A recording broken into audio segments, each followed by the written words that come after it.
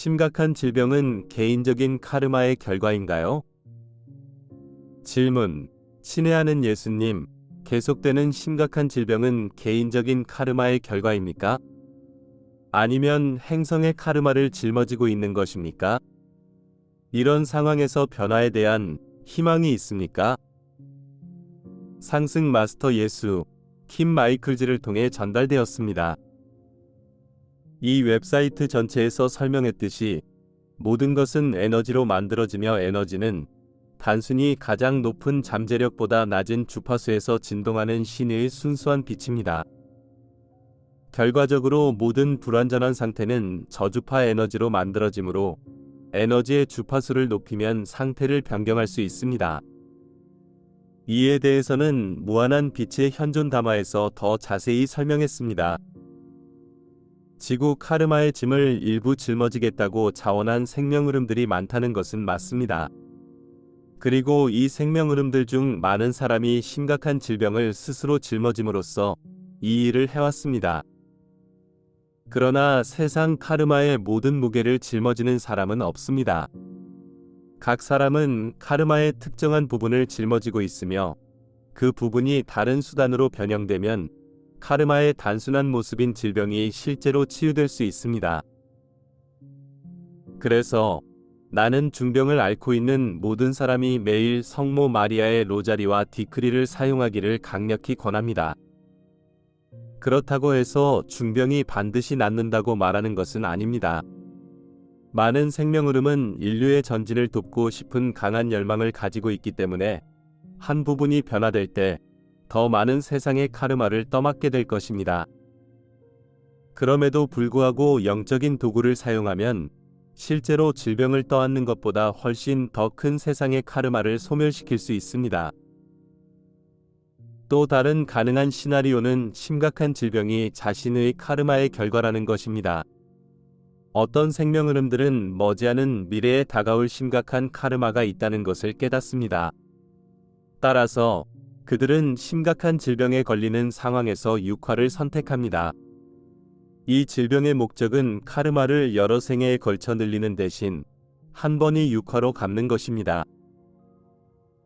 이를 큰 빚을 진 사람과 비교할 수 있습니다.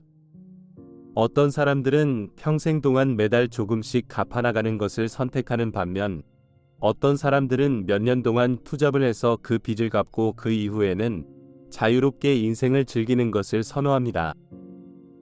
한 생애의 많은 발전을 이루기 위해 전체 육화를 희생하여 그 생애의 마지막 또는 다음 생애에서 상승을 얻을 수 있는 성숙한 생명흐름들이 많이 있습니다. 이러한 생명흐름들은 실제로 수십 년 또는 평생 동안 심각한 질병이나 기타 조건으로 인해 부담을 가질 수 있습니다. 분명히 생명흐름의 목표는 카르마를 갚는 것입니다. 심각한 질병으로 고통받는 것은 생명흐름의 목표가 아닙니다. 따라서 생명흐름이 카르마를 갚을 다른 방법을 찾을 수 있다면 질병은 실제로 치유될 수 있습니다.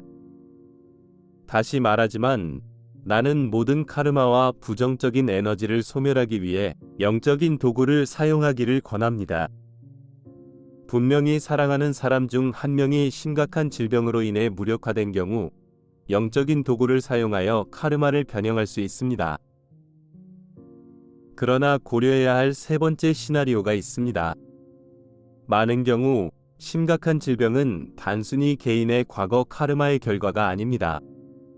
질병은 실제로 생명흐름에서 잘못된 신념이나 감정의 상처로 인해 발생합니다.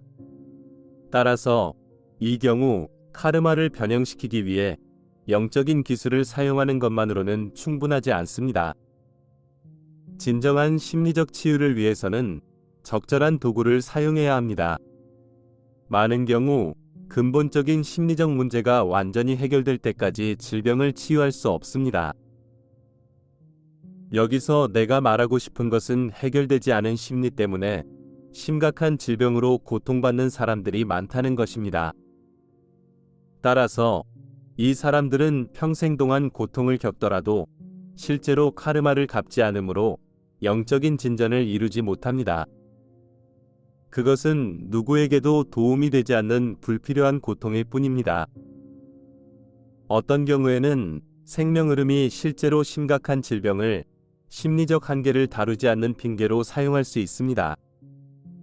자신을 무력화시키는 질병을 자신의 삶을 책임지지 않거나 심리를 해결하지 않거나 영적인 여정에서 앞으로 나아가기 위해 생명 흐름이 취해야 할 행동을 취하지 않는 완벽한 변명처럼 보일 수 있습니다. 그래서 내 요점은 두 가지 문제로 고통받는 사람들이 있다는 것입니다.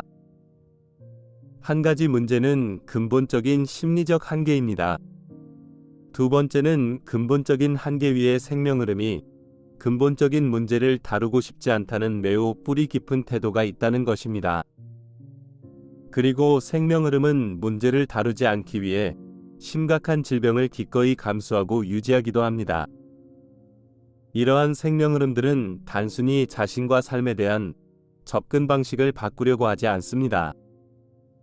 그들은 도달하기가 매우 어려울 수 있으므로 질병을 치유하기가 매우 어려울 수 있습니다. 자신의 상황에 대한 책임을 지고 근본적인 원인에 대해 무언가를 하기로 결심하기 전까지는 로자리나 기도를 아무리 많이 해도 그러한 질병이 사라지지 않습니다. 이러한 생명 흐름들은 알베르트 아인슈타인이 제시한 관계의 정의를 숙고하는 데 도움이 될 것입니다. 관계란 같은 일을 계속하면서 다른 결과를 기대하는 것입니다.